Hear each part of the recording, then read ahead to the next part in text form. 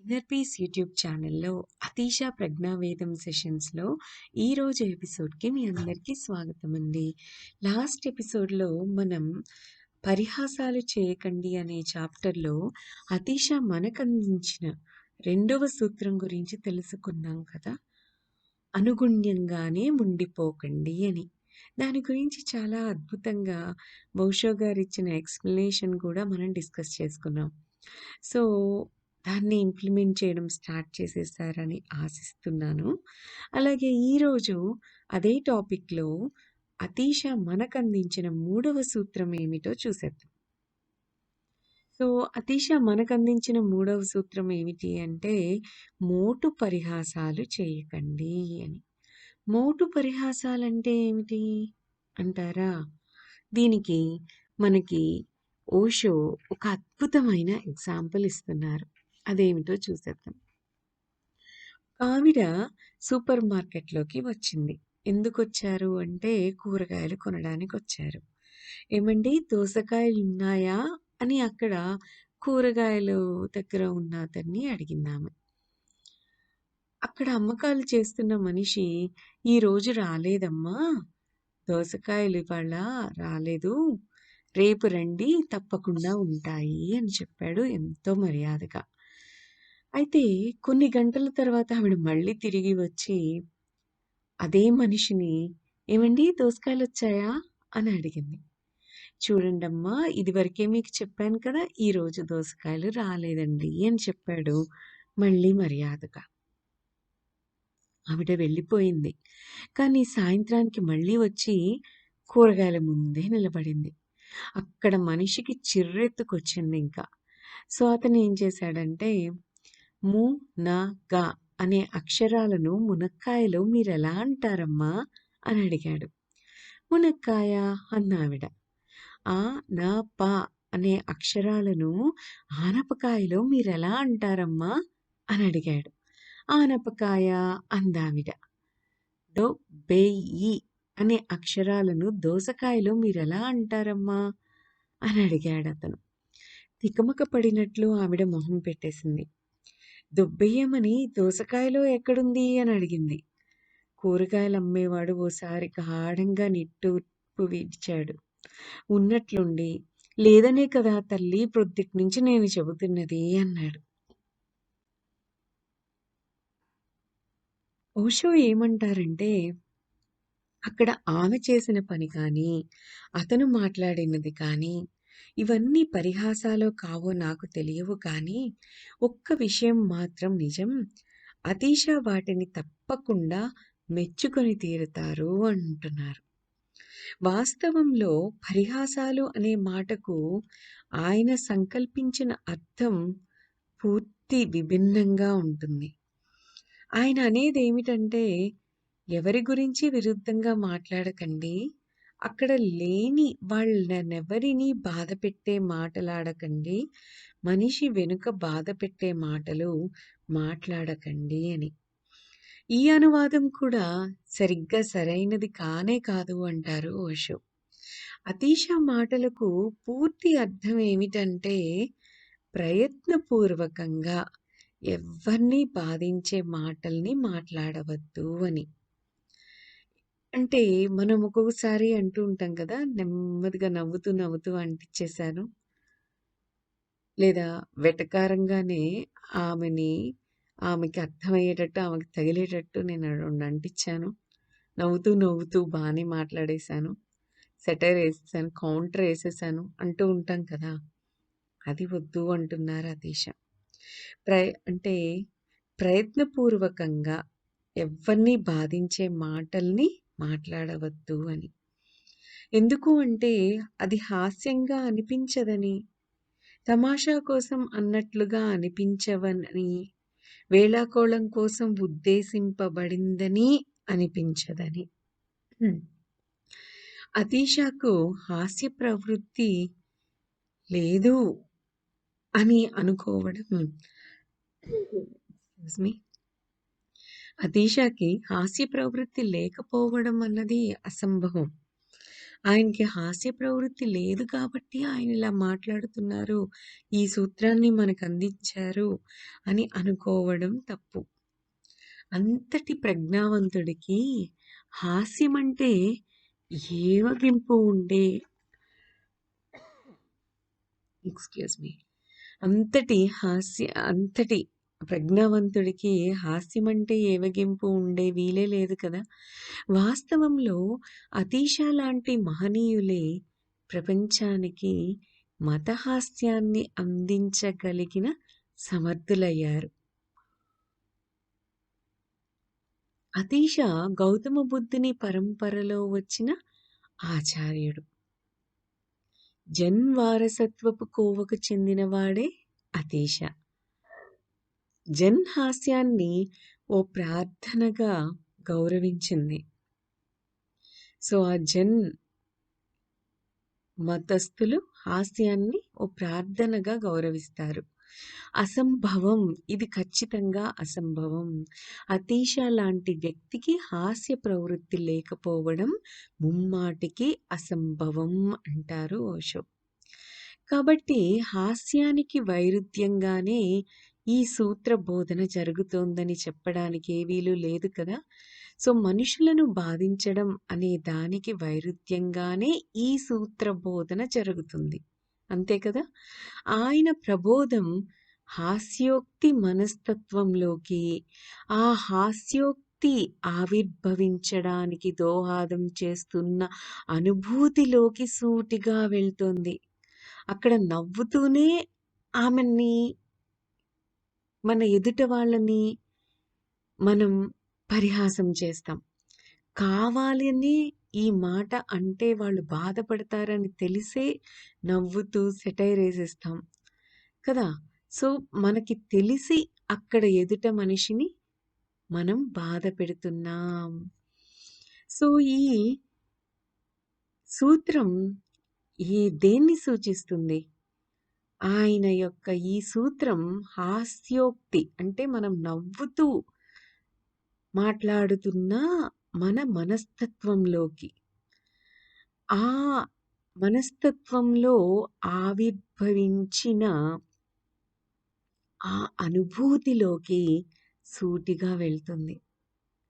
So, ఈ అంశాన్ని 1000 ఏళ్ల తర్వాత సిగ్మండ్ ఫ్రాయిడ్ ఎన్నుకొని తన పరిశోధనలు సాగించారు.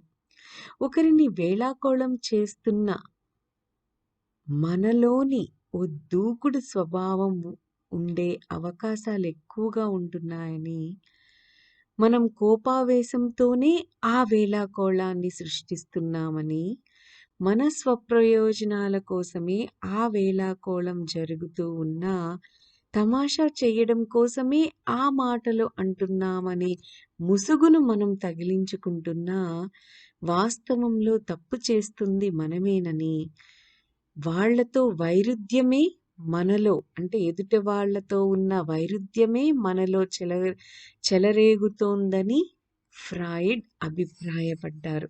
చూడండి, అతీష చెప్పిన 1000 ఏళ్ల తరువాత ఎక్స్‌పెరిమెంట్స్ చేస్తే తెలిసిన విషయం కూడా అతీష చెప్పిన సూత్రంలోని విషయమే. అదే రుజువు చేయబడింది. ఏమని? ఒకరిని వేళాకోళం చేస్తున్న మనలో ఓ దూకుడు స్వభావం ఉండే అవకాశాలు ఎక్కువగా ఉంటాయి అన్న విషయాన్ని ఫ్రాయిడ్ గుర్తించారు ఆయన ఎక్స్‌పెరిమెంట్స్‌లో. అలాగే మనం కోపావేశంతోనే ఆ వేళాకోళాన్ని సృష్టిస్తూ ఉంటాము. అలాగే మన స్వప్రయోజనాల కోసమే ఆ వేళాకోళం జరుగుతూ ఉన్నా, తమాషా చేయడం కోసమే ఆ మాటలు అంటున్నామనే ముసుగును మనం తగిలించుకుంటున్నా, వాస్తవంలో తప్పు చేస్తుంది ఎవరు ఇక్కడ? మనమే. ఎదుట వాళ్ళతో ఉన్న ఆ వైరుధ్యమే మనలో చెలరేగుతోంది అన్న విషయాన్ని ఇక్కడ ఫ్రాయిడ్ తన ఎక్స్‌పెరిమెంట్స్ ద్వారా క్లియర్ చేశారు.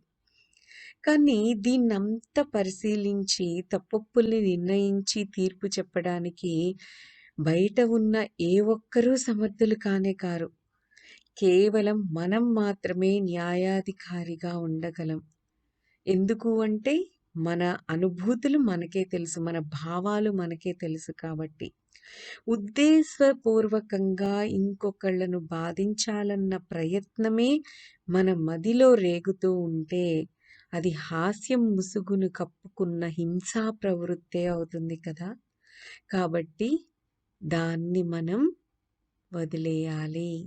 నిజంగా అది ఓ మనిషిని బాధ పెట్టేందుకు ఉద్దేశించింది కాకుండా, నిజంగానే తమాషా చేయడం కోసమే అయి ఉన్నట్లయితే, జీవితాన్ని తేలిగ్గా తీసుకునే ప్రయత్నమే నిజంగా అయి ఉంటే, జీవితాన్ని అతి తేలికగా తీసుకునే ప్రయత్నమే నిజంగా అయి ఉంటే, అప్పుడక్కడ ఏ సమస్య ఉండదు. అయితే అది తేలిగ్గా తీసుకున్నామా? లేదా హాస్యం ముసుగు కప్పుకొని మనం ఇంకొకళ్ళని బాధించే ప్రయత్నం చేస్తున్నామా అన్నది ఒక న్యాయాధికారిగా ఎవరు కరెక్ట్‌గా తీర్పు చెప్పగలరు? మనమే తీర్పు చెప్పగలం. ఎందుకంటే ఆ విషయం మనకే ఖచ్చితంగా తెలుస్తుంది కాబట్టి. హాస్యం ముసుగు కప్పుకొని ఇంకొకళ్ళని బాధిస్తున్నామా? లేదా నిజంగానే జీవితాన్ని అతి తేలిగ్గా తీసుకునే ప్రయత్నమే చేస్తూ హాస్యంగానే ఆ పని చేస్తున్నామా? అన్న విషయం మనకే తెలుస్తుంది. ఏదో ఒక నాటికి అతీషాను కలుసుకున్నప్పుడు ఆయనకు నేను కొన్ని హాస్యోక్తులను నేర్పిస్తాను. ఆయన సంతోషిస్తాడనే నేననుకుంటున్నాను అంటారు అతీష ఈ సూత్రం చూశాక. హింసా ప్రవృత్తి మూలంగా ఉండని హాస్యోక్తులు నిజంగా చాలా బావుంటాయి కదా! కొన్నిసార్లు కొందరికి అందులో హింసా ప్రవృత్తి కనిపించవచ్చు.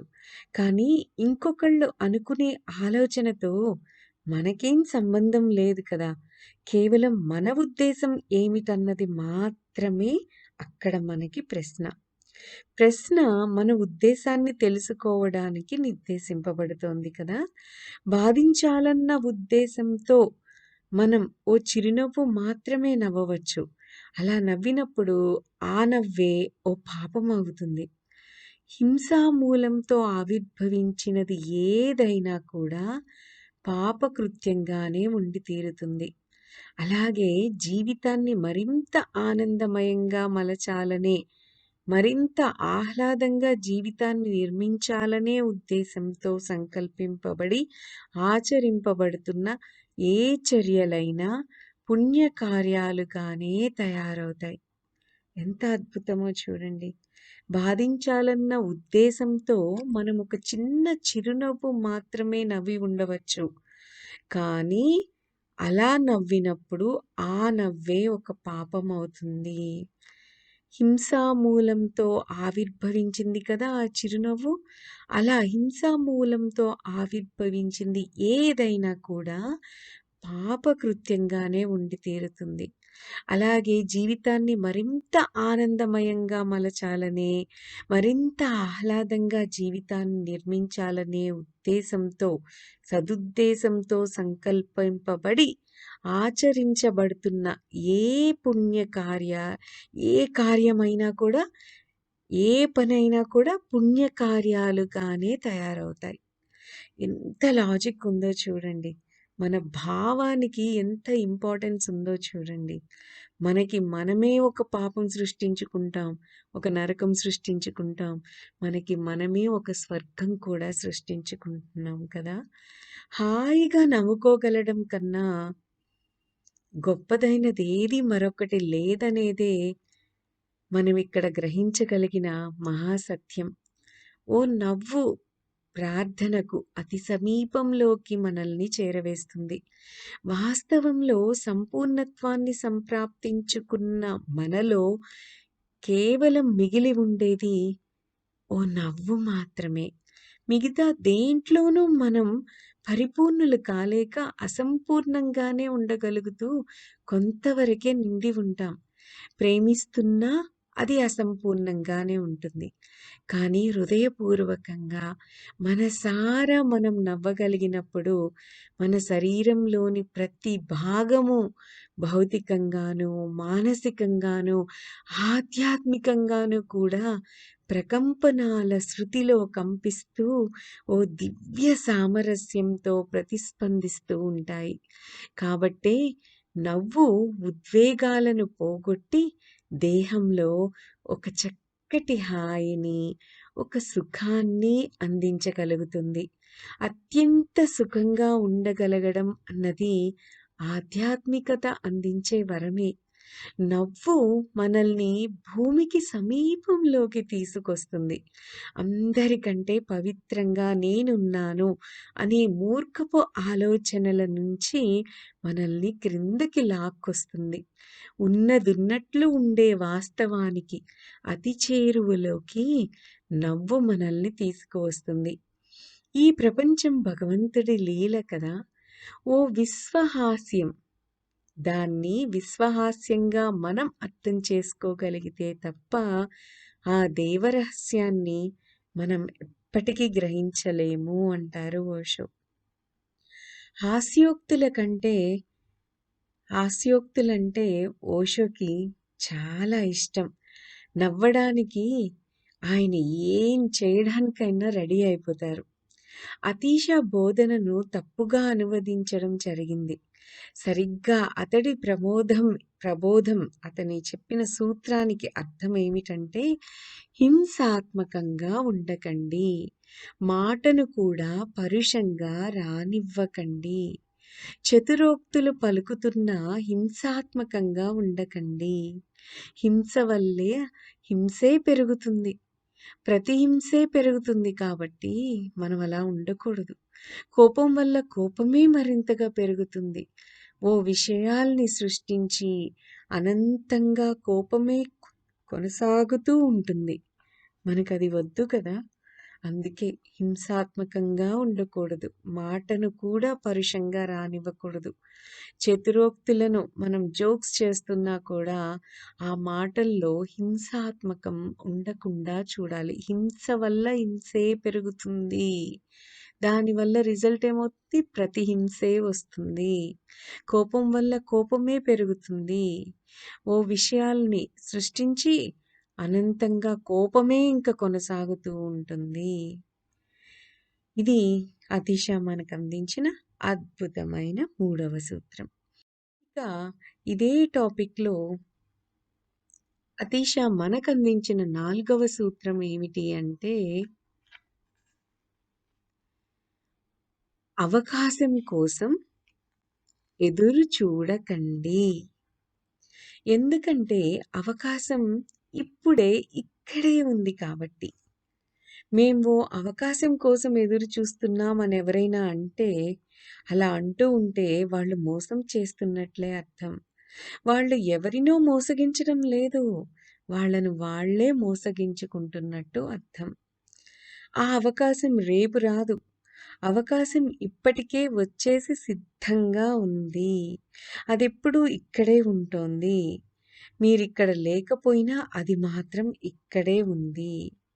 ఉనికే ఆ అవకాశం. ఉండడమే ఆ అవకాశం. సో, అవకాశం కోసం ఎదురు చూడకండి. ఇప్పుడు రేపు నేను ధ్యానం చేస్తాను. రేపు నేను ప్రేమిస్తాను. రేపు నేను విశ్వంతో కలిసి నర్తించే సంబంధాన్ని కల్పించుకుంటాను అని చెప్పకూడదు. రేపటి దాకా ఎందుకు? రేపు అనేది ఎప్పటికీ రాదు. ఇప్పుడే ఎందుకు చేయకూడదు? మరో రోజుకు పొడిగించడం ఎందుకు? పొడిగించే చర్య మనసు ఆడే మాయ ఆట. మనల్ని ఆశాజీవులుగానే నిలబెడుతూ ఉంటుంది. ఈలోగా అవకాశం చేజారిపోతూనే ఉంటుంది. కాలయాపన జరిగిపోయి మార్గాంతం వచ్చేస్తుంది. అదే మృత్యువు. అప్పుడిక ఏ అవకాశాలు మిగిలి ఉండవు. గతంలో ఎన్నో మార్లు ఇది జరిగింది. ఈ భూమి మీదకు మనం కొత్తగా రాలేదు కదా! ఇక్కడ ఎన్నోసార్లు జన్మించి, ఎన్నోసార్లు మనం మరణించాం.